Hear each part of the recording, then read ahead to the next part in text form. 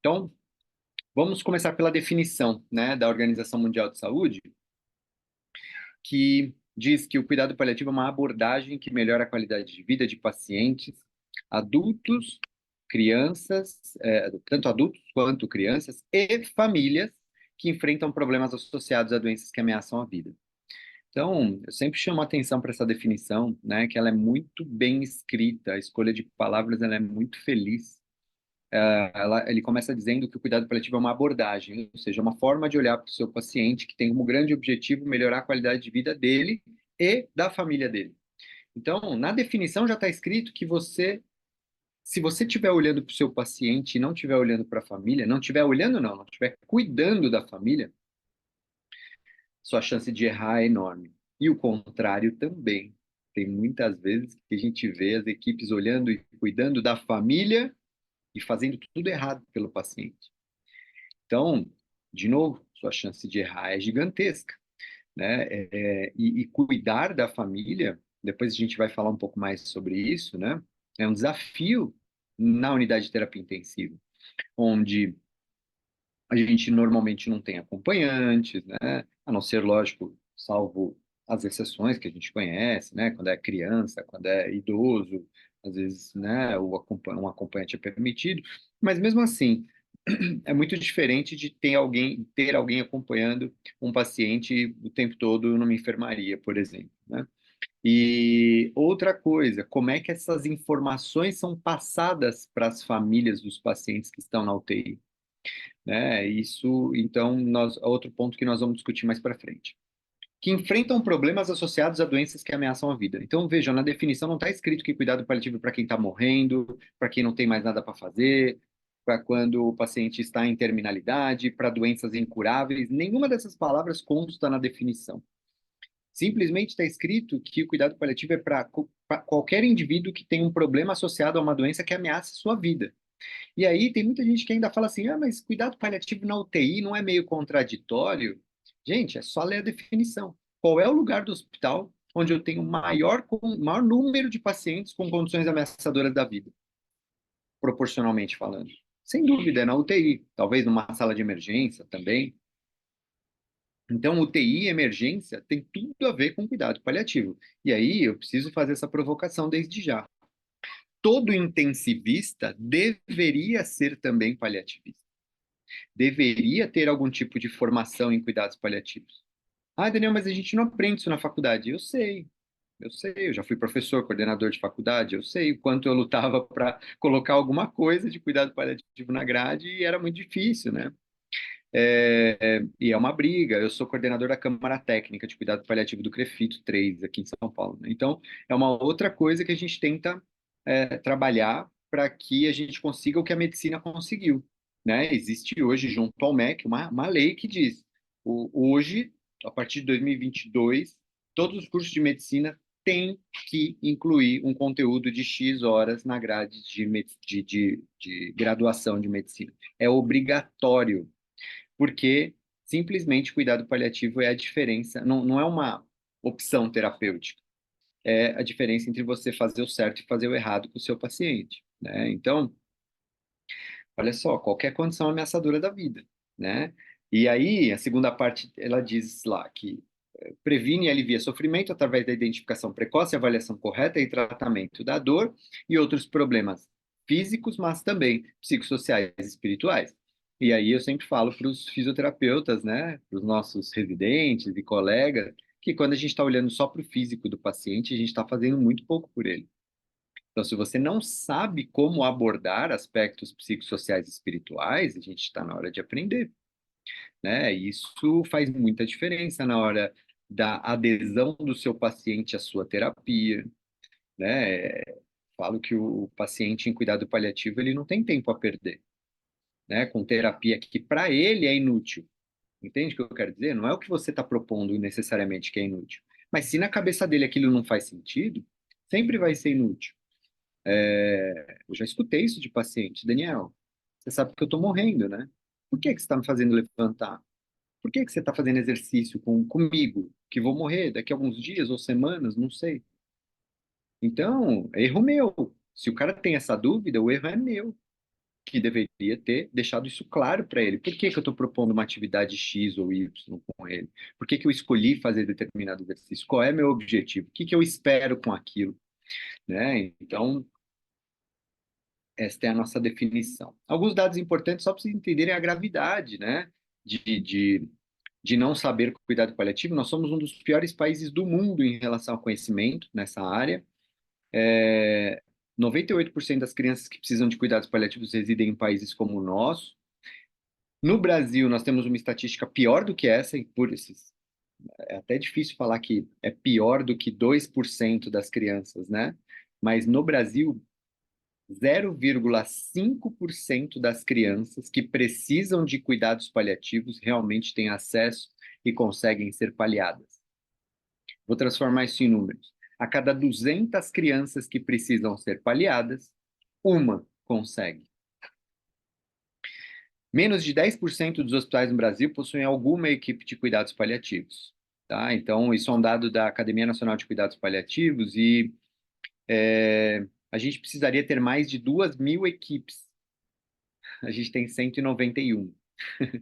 Tá? Então, e aí 191 no papel, né, gente? Posso dizer com muita tranquilidade que boa parte, eu não estou falando de uma minoria, tá? Estou falando de boa parte, talvez metade dessas equipes não funcionem. Não funcionam por quê? Porque elas só existem no papel. Porque a hora que você vai ver quem é a equipe, elas são formadas por pessoas que não têm capacitação, que não têm formação, que nunca fizeram um curso de cuidado paliativo, enfim, que não têm a mínima condição de discutir de maneira profunda conceitos de cuidados paliativos. 55 milhões de pessoas no mundo, né, por ano precisam de cuidados paliativos e só 14% desse total recebem. E aí eu acho esses dados bem alarmantes, né? Partindo do princípio que cuidado paliativo é simplesmente fazer o que é certo pelo paciente, vou repetir, não é opção terapêutica, não é uma alternativa terapêutica, não é uma escolha ir por um caminho X ou paliativo, é só fazer o que é certo pelo paciente. Isso é muito, muito grave. Ou seja, a saúde no mundo, não só no Brasil, tá? Mas no mundo como um todo, ela deixa muito a desejar nesse aspecto. E aí vamos falar de algumas barreiras, né? Quais são as principais barreiras que nós temos para que o cuidado paliativo realmente consiga permear aí no âmbito da UTI?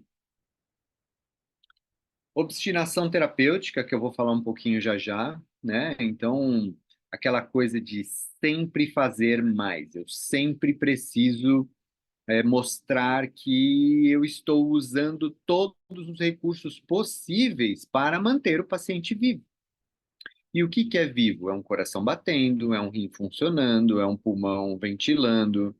Isso é vivo na concepção de boa parte dos profissionais de saúde, né? Isso é vida, isso é viver.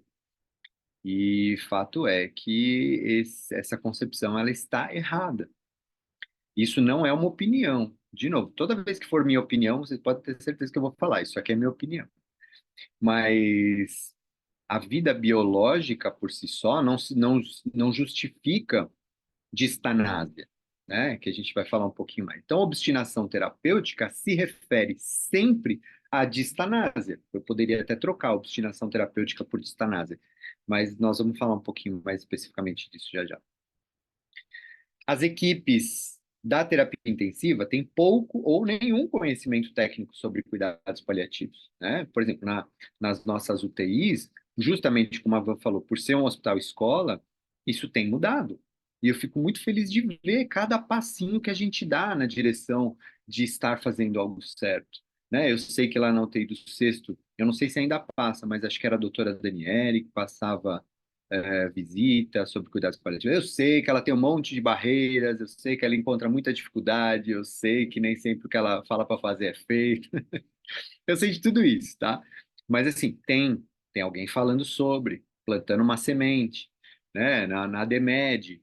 Poxa, muitas vezes passam lá residentes que já rodaram com a gente, que alguns chefes conseguem entender a questão do cuidado paliativo um pouco melhor e se discute isso efetivamente. Já vi paliar em pacientes de maneira brilhante lá, extubação paliativa, descontinuação de suporte avançado de vida.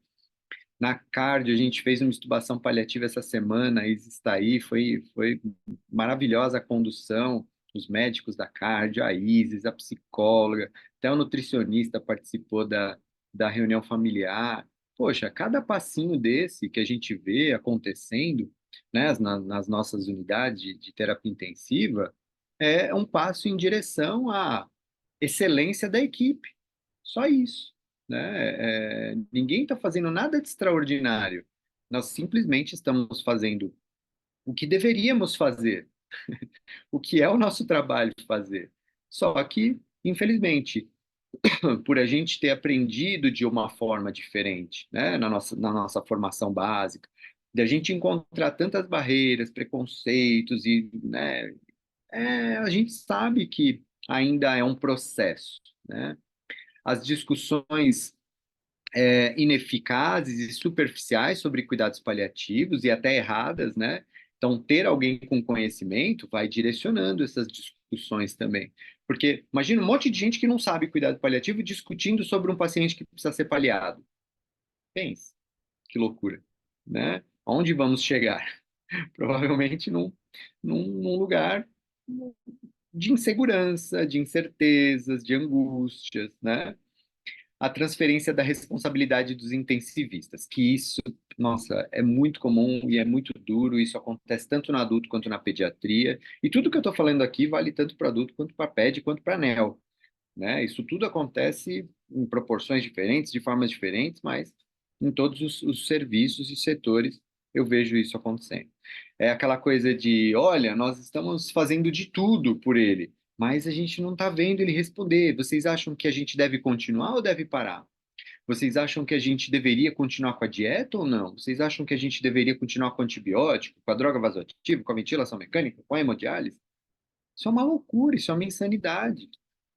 Quem é que estudou, se capacitou durante 8, 10 anos ou mais para tomar essa decisão? Fomos nós? Ou foi aquele familiar que está ali em sofrimento e ele só quer que façam tudo pela pessoa que ele ama? Ele só quer que aquele familiar, aquela pessoa que ele ama, seja bem cuidada. No final das contas, quando ele diz, façam tudo pelo meu avô, o que ele está dizendo é, pelo amor de Deus, cuidem dele, façam o melhor por ele. Só que na nossa cabeça, esse tudo é toda a tecnologia, recursos, remédios, cirurgias possíveis para manter ele vivo, não deixar ele morrer. E é a gente que cria isso, não é a família. A gente coloca isso como uma opção para a família. E a gente não pode fazer dessa forma. Deixa eu ver aqui. A Isis colocou. Foi sensacional, Dani. Sua ajuda foi fundamental. E eu fico muito feliz. Poxa, a Isis foi lá, te levou os médicos no nosso setor, a gente discutiu num dia. Meu, e eles assumiram isso com um baita compromisso. No dia seguinte, a Isis me manda uma mensagem e fala: Dani, a família chegou aqui e os médicos querem fazer uma reunião familiar com eles e gostariam que você participasse. Você pode estar junto com a gente nessa? E eu fui com o maior prazer do mundo e a reunião foi incrível. No final, pra vocês terem uma ideia, não sei se a Isis lembra disso, tá? A gente não tocou na palavra paliativo na reunião. Eu prestei muita atenção nisso. A gente não mencionou o termo cuidado paliativo. E nós conseguimos falar de retirada de dieta, retirada de outras drogas, extubação paliativa, sem tocar no termo cuidado paliativo com essa família. A gente só focando em indicação, não indicação, benefício, malefício, está fazendo bem, está fazendo mal, está causando sofrimento, está controlando sintoma. Essa foi a nossa conversa. No final, a família saiu abraçando o médico, a Isis, todo mundo agradecendo, amando todo mundo diante de uma notícia do tipo: nós vamos fazer uma intubação paliativa e provavelmente ela vai falecer na sequência, que foi o que aconteceu. E tudo isso foi muito bem recebido por essa família. Então, dizer que não é possível paliar um paciente é uma mentira, né? O problema é que a gente precisa fazer isso da forma certa. E aqui só aqueles termos para a gente passar rapidinho, né? As pessoas confundem isso que eu acabei de falar muitas vezes com eutanásia. Então, eu estou tirando a ventilação, eu estou tirando a hemodiálise e o paciente vai morrer. Então, eu estou antecipando a morte dele? Não, e eu vou explicar por quê. Eutanásia é algo que você faz com o objetivo de matar o paciente, né? Um paciente que está em sofrimento e você, movido por compaixão, vai lá e dá um coquetel letal, faz alguma intervenção com o objetivo de matar o paciente mais rápido. Isso é antiético, isso é ilegal no Brasil, é crime da cadeia. Então, a gente nunca vai propor eutanásia. Só que da mesma maneira que a eutanásia é antiética, a distanásia também é, que é justamente o ato de, é o contrário, né? Afastar a morte, retardar artificialmente esse processo às custas de obstinação terapêutica e procedimentos fúteis, que levam em consideração apenas tempo de sobrevida, mas não qualidade de vida, né? Então, toda vez que o nosso paciente está lá na UTI, em ventilação mecânica, com droga vasoativa, com dieta, e a gente olha e discute esse paciente de forma multiprofissional e chegamos num consenso de que esse paciente não vai voltar a ter uma vida com qualidade, ele não tem chance de ter alta para casa, mesmo que de maneira adaptada, enfim, com alguma qualidade de vida, e tudo que a gente espera para ele é só morte, né, na UTI, que pode durar dias, semanas, meses ou até anos, né, como a gente já viu por aí, né? Temos pacientes que ficam anos, não tem? No hospital. E isso vai ser distanase. E sempre, isso eu quero que seja medular na cabeça do profissional de saúde em geral. Sempre que estivermos diante de uma distanásia, a indicação técnica, puramente técnica, é retirar a distanase. Adriano, mas depende. Não, não depende. Se você constatou que o paciente está em distanásia pela ventilação mecânica, pela droga vasoativa, por qualquer uma das coisas que eu falei aqui, a indicação técnica é retirar. Se a gente vai conseguir fazer ou não, sim, depende de uma série de fatores. Essa família precisa entender, essa equipe precisa estar preparada, às vezes precisa de protocolo, enfim, tudo bem. São algumas outras barreiras que a gente vai enfrentar. Mas, como eu falei, tem que ser medular. Ah, é distanase? Então vamos discutir a retirada. Ah, é possível? Vamos retirar. Não é possível? Vamos tornar possível. Vamos trabalhar para que isso seja possível. E o que que a gente busca, então? A ortotanásia, que é a morte no tempo correto, sem que a gente interfira no processo de morte, acompanhando e controlando os sintomas.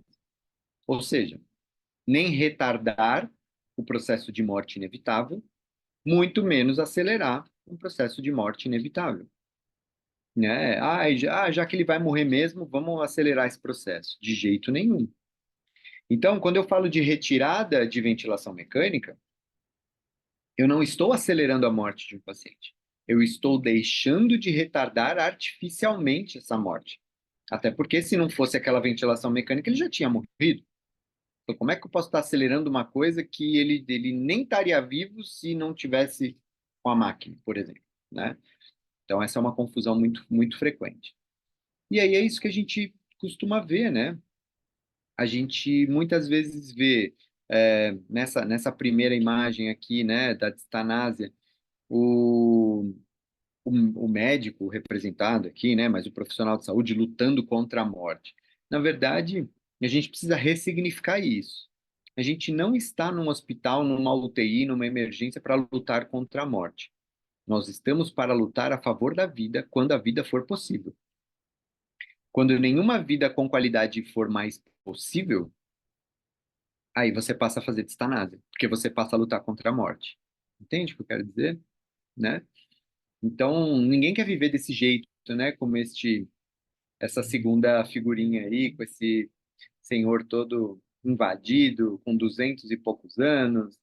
Essa figurinha é bem emblemática, né? Essa charge, porque tem várias reflexões. Ele está cortando um bolo que provavelmente ele não vai conseguir comer, porque ele tem uma sonda, ele tem uma tráqueo, tem umas mosquinhas em volta dele, ele está todo caquético, tem uma família que está em preto e branco enquanto ele está todo colorido, ou seja, a gente não sabe nem se essa família é real ou não. Então tem um monte de sinais ali que tornam essa charge bem interessante. A Maria Giovana perguntou, nesse contexto, o que significa a prática acalotanásia?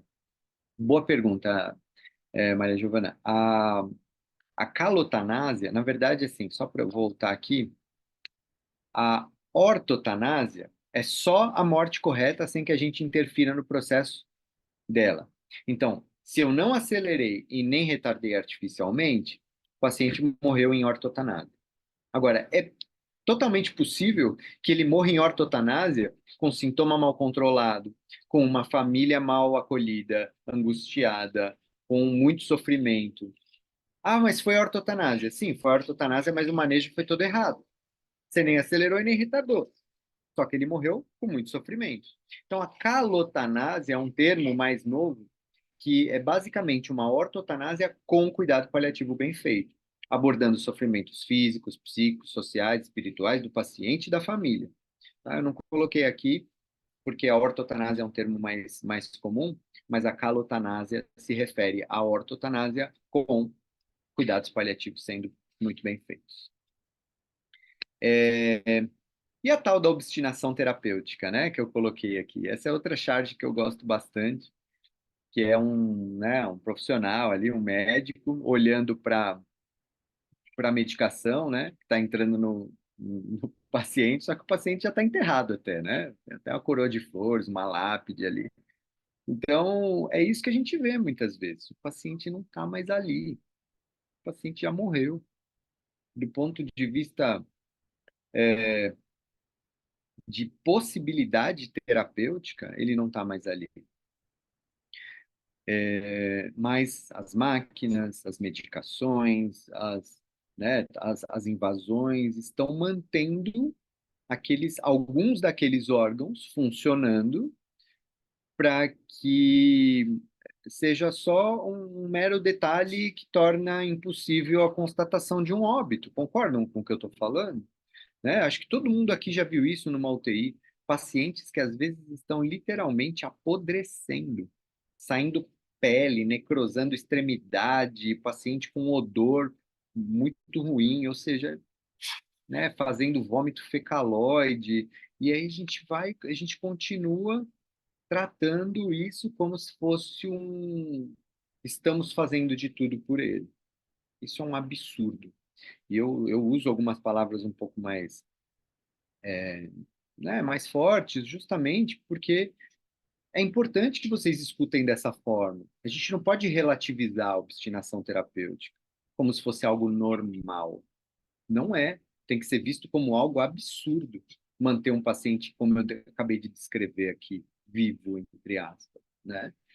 Então é isso, e tá lá. Eu já vi muitas vezes indicarem quimioterapia para um paciente que tinha um BPS de 10, de 20. O paciente faleceu. Eu já vi uma vez o pessoal da Onco indicar uma quimioterapia, chegou para a gente, discutiu na visita multi, a gente falou, gente, avalie o paciente, ele está mal, ele está em fim de vida, vocês vão mesmo indicar, né, uma nova quimio para ele e tal, o paciente era deles, a gente estava paliado, mas ele, não, é uma quimio paliativa, não sei o quê, mas qual o objetivo de vocês? Ah, reduzir a massa, avalia ele, gente, ele está mal, ele está morrendo, enfim. Não, não, a gente já discutiu com o chefe, nós vamos fazer. A hora que a quimio chegou, o paciente morreu antes de receber a quimio. Não deu tempo de instalar a quimio. Que bom, né? Porque se tivesse dado tempo, a quimio teria acelerado ainda mais o processo. Enfim, então, às vezes falta realmente uma melhor avaliação, uma melhor indicação de procedimentos, né? E saber quando parar. Infelizmente, eu acho que essa é a maior dificuldade dos intensivistas, né? Saber quando não invadir, quando não prolongar mais, né, o tempo de vida dos pacientes. A Stephanie mandou aqui. Recentemente presenciei isso. O paciente ficou 37 dias entubado, porque a equipe médica foi resistente em estubar paliativo, pediram traqueostomia, que foi contraindicado e nada foi feito. Então, e aí, né? E aí eu falo que esse é o problema da ignorância em cuidado paliativo, porque a ignorância, ela é uma prisão real. A ignorância te aprisiona num bater de cabeças, num correr atrás do próprio rabo sem fim. E é isso. Aí o paciente ele vai ficando lá, ele fica, ele está invadido, ele está entubado, E aí, dia após dia, as pessoas não sabem o que fazer com esse paciente, não sabem como evoluir ele, não sabem como manejar ele, e já que ele já está assim, continua, e continua, e continua. Até o quê? Ah, uma hora ele vai morrer de alguma coisa, né? Mas enquanto a gente puder não deixar ele morrer, a gente não deixa. Se todo mundo sabe que ele vai morrer, mas ninguém faz nada para que ele não morra invadido, sofrendo, né? É como se a gente estivesse meio que brincando de Deus, ou seja, de insuficiência respiratória, ele não pode morrer. Mas se ele fizer uma sepse, paciência, né? Se ele vomitar e broncoaspirar o vômito fecaloide dele, pelo menos estava entubado. Então, não é para isso que a gente estudou. Não é essa a indicação da ventilação mecânica. Não é essa a indicação da terapia intensiva. A Laís colocou aqui, um paciente em cuidados paliativos que não consegue mais realizar a alimentação via oral, realizar a gastrostomia entra como distanásia? Depende. Se a gastrostomia conseguir nutrir esse paciente e essa nutrição for dar mais tempo de vida com qualidade, mesmo ele sendo um paciente em cuidados paliativos, sem problema nenhum.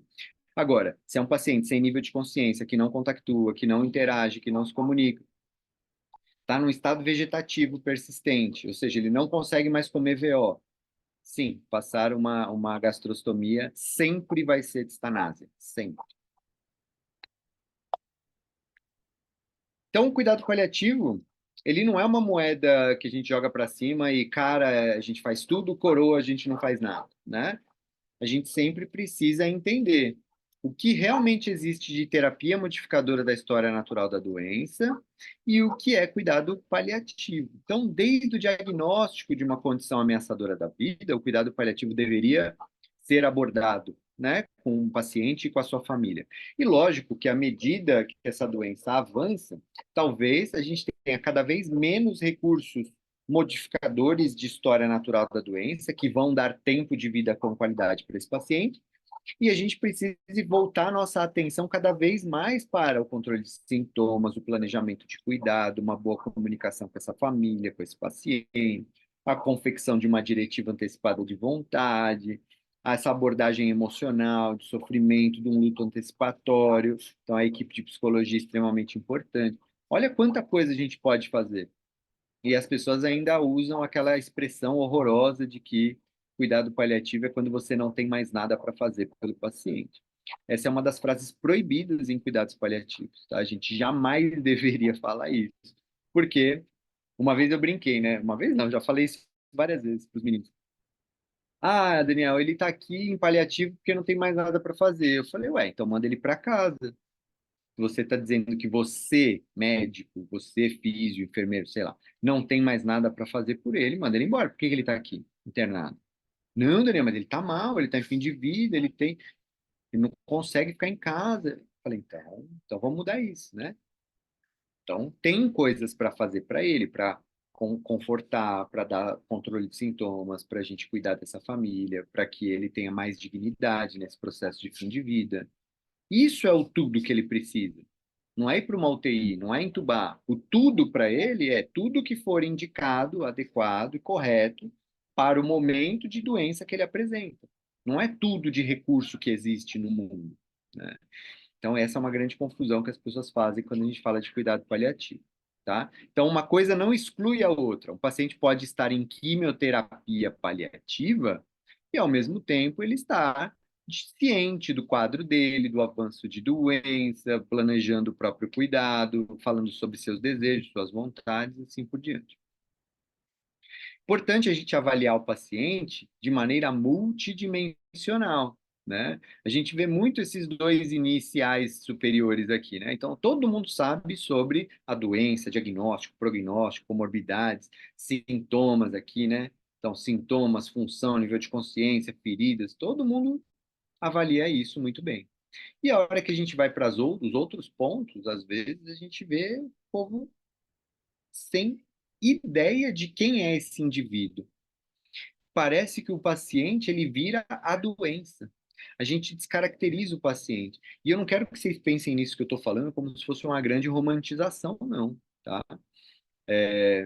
até porque o que eu estou falando, de novo, né? Não tem aqui, não é para ser novidade para ninguém. Nós não cuidamos de doenças, nós cuidamos de pessoas. Pessoas que estão doentes, obviamente, e que, apesar da doença, elas são absolutamente distintas entre si, né? A doença pode ser a mesma entre duas pessoas.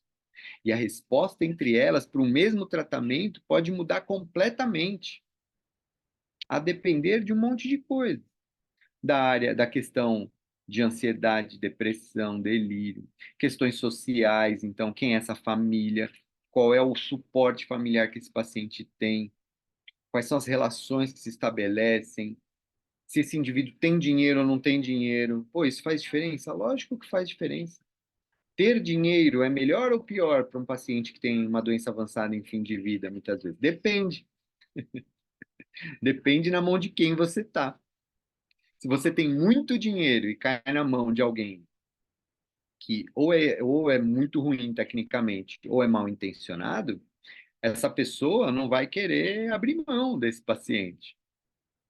Ou seja, vai fazer estanase, né? Esse cara pode estar no Einstein, no Sírio, pagando particular aquela UTI, todos os recursos, 50, 70, 100 mil reais por dia de internação, fora todo o dinheiro que ele paga para o médico particular ir lá todos os dias e dar a conduta que ele acha que tem que dar. E às vezes tudo que está sendo feito é de uma absoluta incompetência, apesar dele estar no Sírio, com o médico bambambam, com todos os recursos à disposição. Agora, por outro lado, se ele cai nas mãos corretas, esse paciente pode ter uma baita qualidade de vida que um paciente que não tem recurso nenhum talvez não tenha. Então, o que eu quero dizer aqui é, não é só o dinheiro, ter ou não ter dinheiro, né? Todo esse contexto que determina se esse paciente vai ter ou não qualidade de vida e dignidade no seu fim de vida. Né? Quem é esse paciente do ponto de vista existencial, significado, propósito, esperança, religião? Importante, vocês perguntam qual é a religião do paciente de vocês, né? Ou qual é a fé, qual é a crença, se ele é um paciente que isso importa ou isso não importa. Tem paciente que fala, eu sou católico, mas não faz tanta diferença na vida dele. E tem paciente que fala, não, eu sou católico, eu participo do grupo disso, do grupo daquilo, do grupo de oração, eu ajudo na igreja, eu faço a comida para o padre, né? Eu faço tudo dentro desse contexto. A pessoa vive a religião de várias formas, né? Área prática, né, atividade de vida diária, tarefas domésticas, translado, cuidado, e o final de vida, né, como vai ser esse processo de fim de vida, qual é o legado que vai ficar. Lembrando que legado não é sempre uma coisa linda, maravilhosa, e, né, às vezes o legado é ruim, não é porque o legado é ruim de alguém que a gente vai estar lá, eu preciso saber para julgar se esse paciente merece ou não ser bem tratado ou maltratado. Não, a gente está lá para ajudar esse paciente a ter o fim de vida mais digno possível, né? É, e nem sempre vai ser lindo e maravilhoso, e nem sempre vai dar tudo certo, mas o nosso papel não é controlar todas as variáveis. A gente faz eu falo que tem uma frase que é muito boa para isso, que ela fala assim, que cuidado paliativo, aliás, tudo na nossa vida, não é só cuidado paliativo, não, cada ação que vocês têm no dia a dia é um contrato de meios e não de fim. A gente não pode garantir resultado. A gente garante que tudo que for mais correto, adequado, indicado, vai ser feito pelo paciente. Agora, o efeito disso, muitas vezes, não depende só do que a gente está fazendo, né? Maria Giovana perguntou: tem uma dúvida, o que é um hospice? É um lugar destinado exclusivamente a pacientes em fim de vida? Isso. É um local destinado para pacientes em terminalidade. Por definição, o que é terminalidade? Qualquer indivíduo que tem um prognóstico inferior a 6 meses de sobrevida, tá? Então, um paciente, e nos Estados Unidos, por exemplo, onde isso funciona muito bem, né? Os serviços de saúde têm hóspices vinculados às operadoras de saúde, né? Americanas. Então, se um indivíduo ele é identificado como um paciente em terminalidade dentro de um hospital, dentro de uma UTI, dentro de uma enfermaria, ele automaticamente é encaminhado para um hospice. Claro que tem toda uma conversa explicando para a família e tudo mais. Mas é isso, você tira ele de um local de alta complexidade, com gastos absurdos, exorbitantes, e coloca ele num local de menor complexidade, não simplesmente por uma questão financeira, mas principalmente por uma questão de ele ser abordado e atendido por uma equipe que é treinada e capacitada para a condição que ele precisa. Porque esse paciente em terminalidade, muitas vezes, não tem mais indicação de estar numa UTI. Então, ele precisa ser transferido para um local mais adequado para o momento que ele está vivendo. Tá? Então, é isso. No Brasil tem hospice? Tem, mas são pouquíssimos, pouquíssimos e caríssimos e particulares. Né? Ainda não temos hospices públicos e nem vinculado às operadoras de saúde. Ah, tem alguns leitos, eu sei que no ICESP eles transformaram uma enfermaria num hospice. Eles chamam de hospice, mas é uma enfermaria de cuidado paliativo e terminalidade, tá? Para mim aquilo não é hospice. Não estou falando mal do lugar, tá bom? Mas está longe de ser o modelo de hospice que a gente conhece. Depois, para quem tiver curiosidade, joga no Google St. Christopher's Hospice, em Londres, e aí vocês vão ver o modelo de um hospice criado pela mãe dos cuidados paliativos, que é a Cicely Saunders, e aí vocês vão entender o que eu estou falando, né? Não tem nada a ver com um hospital, parece muito mais um hotel do que um hospital. Tá, e o quanto que é importante a gente saber avaliar os nossos pacientes do ponto de vista funcional e prognóstico, né? Claro que nessa aula aqui eu não vou conseguir falar de todas as escalas de funcionalidade e prognóstico, mas é importante que a gente avalie e discuta funcionalidade e prognóstico para que a gente consiga determinar o objetivo. Afinal de contas, gente, pensa num paciente na UTI, tá? Ele tá lá, não interessa, está entubado, está sedado e entubado. O que que vai determinar se a gente deve ou não continuar com aquela ventilação mecânica, com aquele monte de droga, com aquele monte de invasão?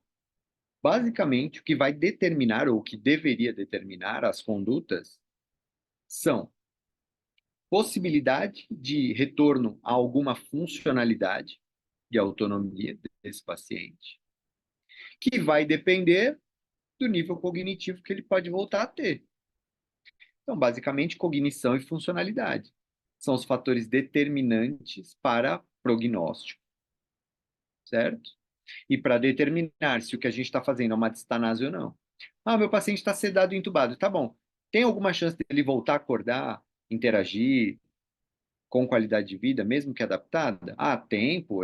Tem uma causa reversível ou potencialmente reversível que a gente está tentando tratar, está tentando reverter. Beleza, maravilha. Mesmo ele sendo um paciente com indicação de cuidado paliativo, não tem nada de errado em ele estar na UTI, tentando reverter um quadro agudo, que pode devolver para ele algum tempo com qualidade. Sem problema nenhum. Agora, pô, é um paciente que tinha uma doença e que agora sangrou a cabeça, fez um AVC hemorrágico, super extenso, o cara está em estado vegetativo, a neuro já avaliou, péssimo prognóstico neurológico, ele, mesmo que ele acorde, não vai voltar a ter movimento, não vai interagir, não vai. Enfim, e aí? E aí, tudo que tiver prolongando a vida dele passa a ser destanado diante dessa informação. Então, cognição e funcionalidade são fatores determinantes, né? Para que a gente entenda se eu estou diante de um paciente que tem de horas a dias, dias a semanas, semanas a meses ou até anos de sobrevida.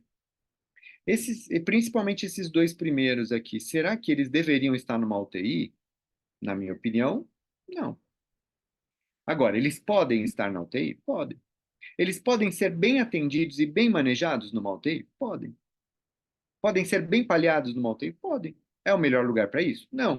Mas dependendo da equipe, se ela estiver bem treinada, se tiver em uma boa relação com a família, com o paciente, muitas vezes está tudo bem, não interessa o lugar onde ele está. Se ele estiver sendo tratado de forma correta, tudo bem ele estar na UTI. Tem as questões da UTI, que a visita não é tão liberada, não pode entrar muita gente, né? Diferente dele estar num local de menor complexidade. Claro que isso pode ser um problema, mas pode ser que não seja. Então, nada é proibido em cuidado paliativo, mas a gente tem que saber fazer da forma correta. Agora, eu tenho um paciente que tem uma expectativa de 2 anos de sobrevida e ele fez um quadro agudo de uma pneumonia, uma sepse de foco pulmonar, sei lá, potencialmente reversível. Esse cara não deixou de ser paliativo, Mas sim, ele pode estar precisando de terapia intensiva, de drogas, de ventilação, de suporte à vida, porque a gente está tentando reverter um quadro que é importante para ele e pode devolver qualidade de vida ainda, e tempo, né? Agora, é importante que o fisioterapeuta desconstrua a ideia clássica de reabilitação, né? Que é aquela coisa de quanto mais eu faço, melhor ele fica. Quanto mais eu faço, melhor. Muitas vezes o seu paciente ele vai piorar. E é importante saber se ele está piorando porque você está fazendo alguma coisa de errado ou ele está piorando porque a doença dele está evoluindo, né? Oxigenoterapia. Ah, ontem nós tínhamos 3 pacientes com oxigênio no nosso setor. 3. E aí nós discutimos, fizemos uma reunião, tal, visita multi, e os 3, né, na verdade tinha mais pacientes, mas 3 dos nossos pacientes que estavam com oxigênio não tinham mais indicação, que estavam evoluindo para o fim de vida. E aí, de manhã foi super conturbado e tal, não sei o quê, e eu falei para o residente que está comigo, olha, depois do almoço, vamos tirar o oxigênio. Já tinha discutido com a equipe médica, tudo certo. Aí ele falou, tá bom, Daniel, tranquilo, tranquilo, beleza. Hoje eu cheguei para conversar com ele. Os 3 pacientes tinham morrido. E aí ele falou: tirei dos 3. Um, ele tirou e o paciente respirou, fez mais 2 incursões respiratórias e morreu. A outra, ele tirou, ela demorou 6 minutos e morreu.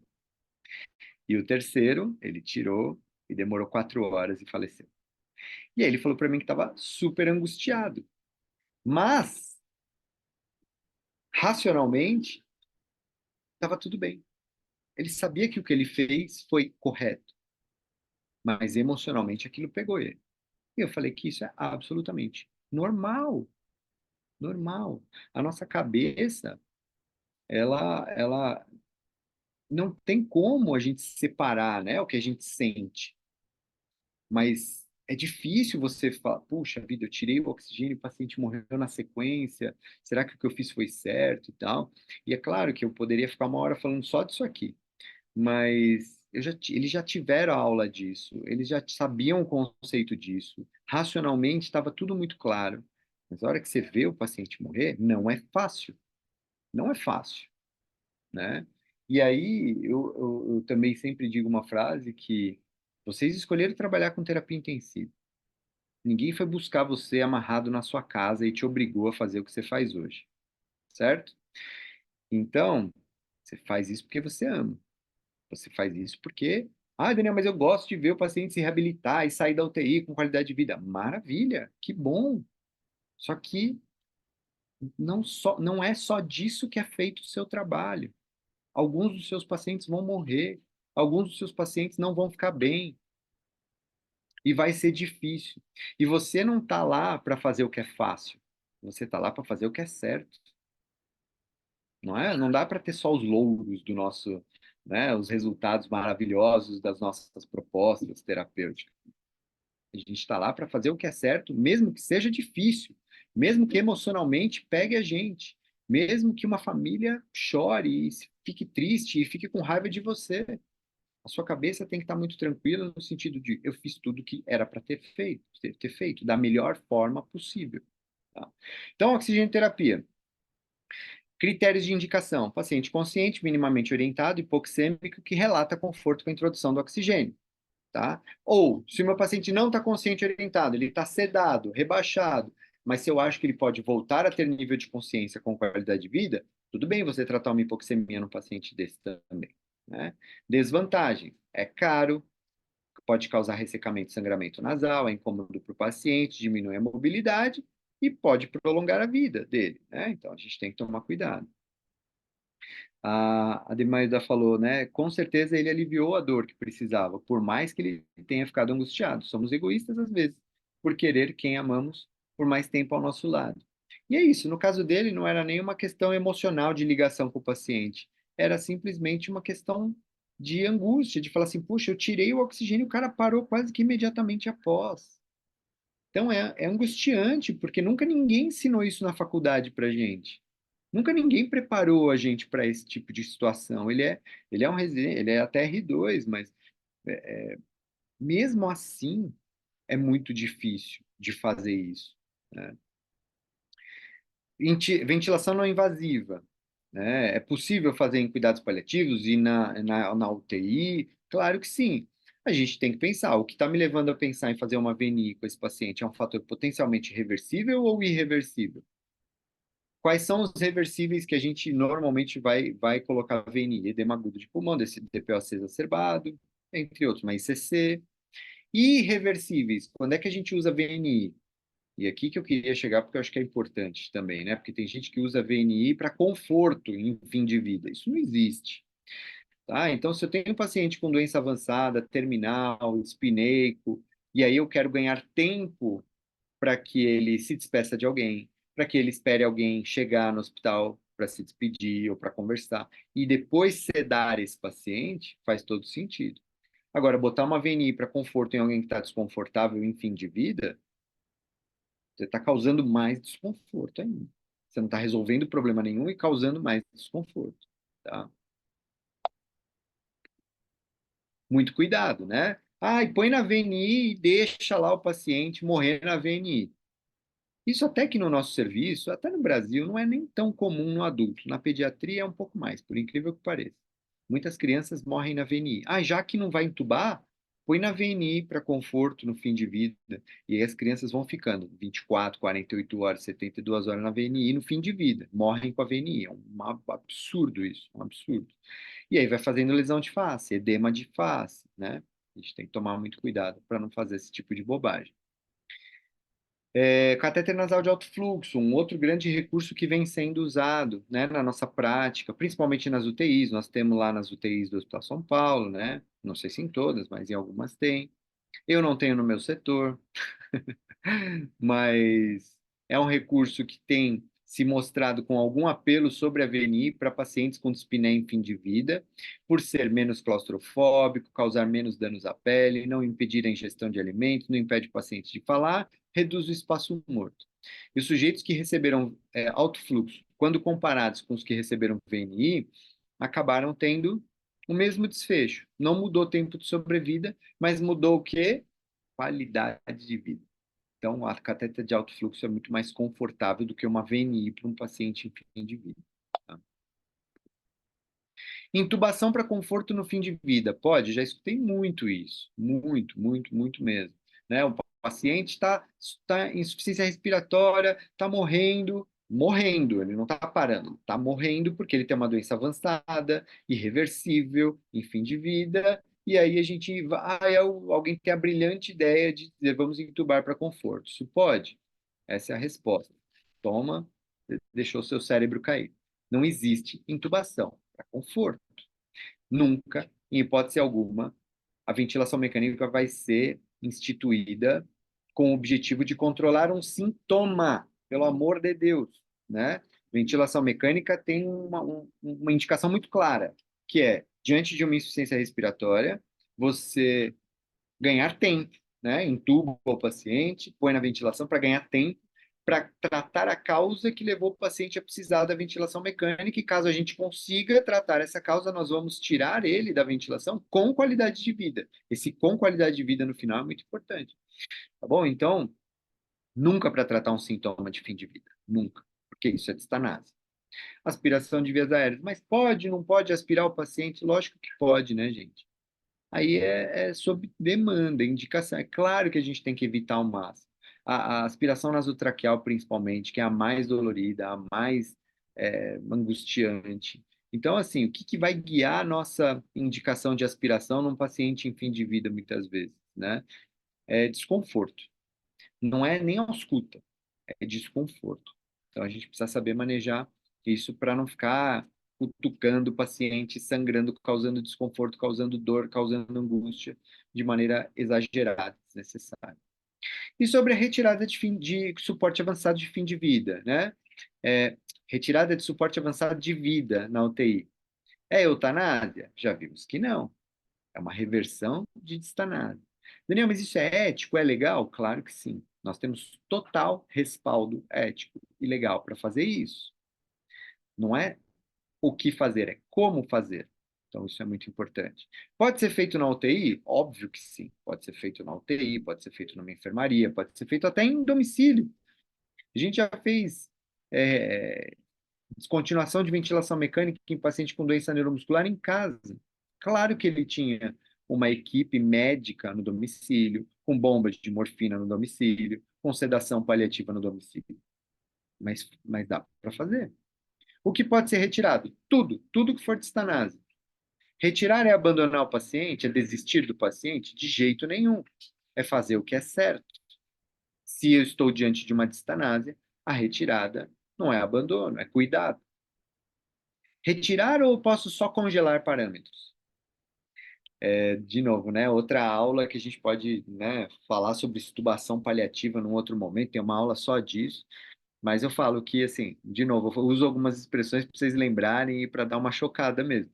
Mas eu falo que congelar parâmetros de ventilação mecânica ou dose de droga, conduta de preguiçoso, tá? É de quem não quer mais pensar sobre o paciente. Eu não sei o que fazer, eu não quero mais pensar sobre ele, deixa tudo do jeito que está e não vamos mais mexer. Conduta de preguiçoso, né, gente? Preguiçoso que é ignorante, obviamente, né? Ele dificilmente alguém não ignorante no assunto vai deixar um parâmetro congelado só por preguiça. Não. É a ignorância mais a preguiça. E qual a indicação para retirar, né? Hemodiálise, oxigênio, ventilação mecânica, droga vasoativa, dieta enteral, traqueostomia, etc. Muito simples. Só tem uma coisa que eu preciso para indicar a retirada de qualquer uma dessas coisas do ponto de vista paliativo: a identificação da distanase. E isso, às vezes, não é tão simples. Parece, é uma coisa só, é simples. Não, às vezes a gente fica na dúvida. Será que isso é distanase ou não? Será que esse paciente ainda não tem chance de reverter esse quadro? Então, se está na dúvida, faça, mantenha, ganhe tempo, continue. Agora, tem casos que não é para ter dúvida. Tem casos que são óbvios, são distanásias óbvias. A indicação é de retirada. Quando retirar, cada caso é único, a gente tem que estar diante de um quadro irreversível, onde há uma clara piora na qualidade de vida, onde o malefício supera o benefício, numa decisão compartilhada com a família. Veja, compartilhar não é, olha, a gente acha isso, o que vocês acham? Quer que tire ou não? Não, a decisão compartilhada funciona assim. Nós decidimos e entendemos que o melhor para ele é não manter a ventilação. E estamos aqui para compartilhar essa decisão com vocês, para que vocês tirem as dúvidas, perguntem o que vocês quiserem, a gente possa acolher o sofrimento de vocês. Sedação paliativa, muito importante a gente saber fazer, porque diante de um quadro refratário, de sintomas intoleráveis e refratários a todas as medidas farmacológicas e não farmacológicas, esse paciente vai precisar ser sedado, né? Então a gente vai precisar lá de ou morfina, ou perdão, ou midazolam, ou até o propofol na UTI, dá para a gente sedar com propofol, né? Existe dose adequada de sedação paliativa, para que a gente não deprima centro respiratório e consiga controlar sintomas. Então, isso tem protocolo, né, de sedação. As equipes médicas, elas precisam estar cientes dos protocolos e, de preferência, determinar qual é o protocolo usado em cada unidade. E, por fim, né, gente, uma coisa que também, só isso aqui daria uma outra aula enorme, que é a comunicação e comunicação de más notícias. Vocês já viram como é que passa um boletim de UTI para as famílias, às vezes, usando termos que as famílias entendem de uma maneira completamente diferente do que aqueles termos querem dizer. Vou dar um exemplo muito, muito comum. Como é que está o meu avô aí? Ah, ele está estável.